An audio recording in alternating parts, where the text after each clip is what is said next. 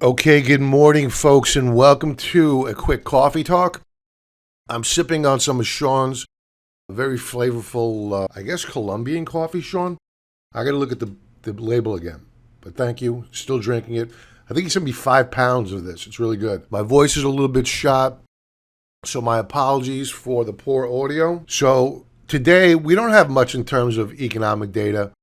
We have wholesale inventories coming out at 10 a.m., probably not much reaction to that number, but it's really going to be a inflation week, and those numbers come out on Wednesday. That's the CPI, Thursday PPI, and tomorrow being Tuesday, we have the NFIB Small Business Optimism Index. And looking at the futures action this morning, we have the E-minis doing a whole lot of nothing from last night. I mean, dead. Really, not much price action at all. The commodities front is a different story, but first let's wrap up the equities front. A little bit of action here to the upside on the mid caps. As for the Russell 2000, that is up 0.34%, so about a third of a percentage point, running into some resistance and backing off here a little bit. Taking a look at the US dollar, the dollar is coming back off of its session lows, the overnight session lows, but that pullback in the dollar has spurred a rally in gold, which you could see is kind of reacting to the rally back in the US dollar.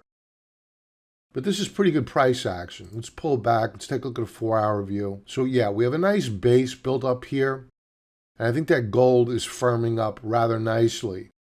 As for silver, silver is looking a lot better than gold. I mean, this overnight price action is just bananas. Really good price action, up 2.17%.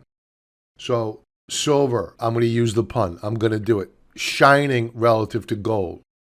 Now, taking a look at C3AI, I would be very careful here. They're coming out with earnings after the bell. They're up over $2.30 in the pre-market. And Meta just dropped their version of their AI tool to compete with C3AI. And apparently it's a lot cheaper. So whether or not that has an impact, not quite sure, but I'm pretty confident they're bidding this up into earnings. So we will not be involved with the earnings trade. Looking at some names that were added to the S&P 500, Apollo Management Group, no new daily high yet, but holding the after-hours price action from Friday. Workday moving up higher in the AM session here relative to Friday's close, but we're backing off slightly. This is a 4-hour view. Let's drill down a little bit closer. It's consolidating gains, but again, I think that we're going to probably get a pullback on these names. Normally, you get about a 4% bump in stocks when they're added to the S&P 500. And then, of course, is always the reversion to the mean. So by no stretch of the imagination is this the siren's call to go chasing these names. Now, on the flip side, a name that was passed over and of which we are short, AppLovin, that is down in the pre-market.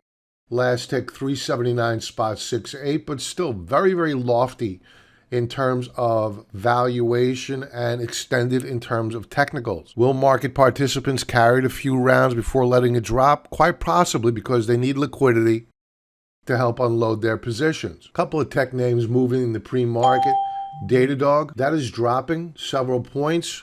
I'm looking for a reason why. They're offering some convertible notes. So they're adding debt. And these are convertible at some point in time in the future, not immediately, I wouldn't think. It doesn't state what the maturity is on these notes. Yeah, so this is the proximate reason as to why I don't think that this is a big deal. Got a couple of upgrades last week, but I would let this settle down over the next few days.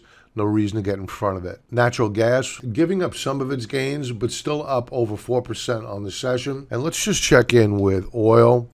The events over in the Middle East, not really having an impact of late, but oil is catching a bid up 1.26%. Still benign price action here, 4-hour view. We continue to put in lower highs and lower lows, so I don't see a reason to go looking at energy stocks at current. Let's see if they're bidding in the pre-market. Not really, no, not a huge move. They are up relative to the close of Friday, but fractionally. And that's it, folks. Everybody have a profitable trading day. I'll talk to you soon. Be well.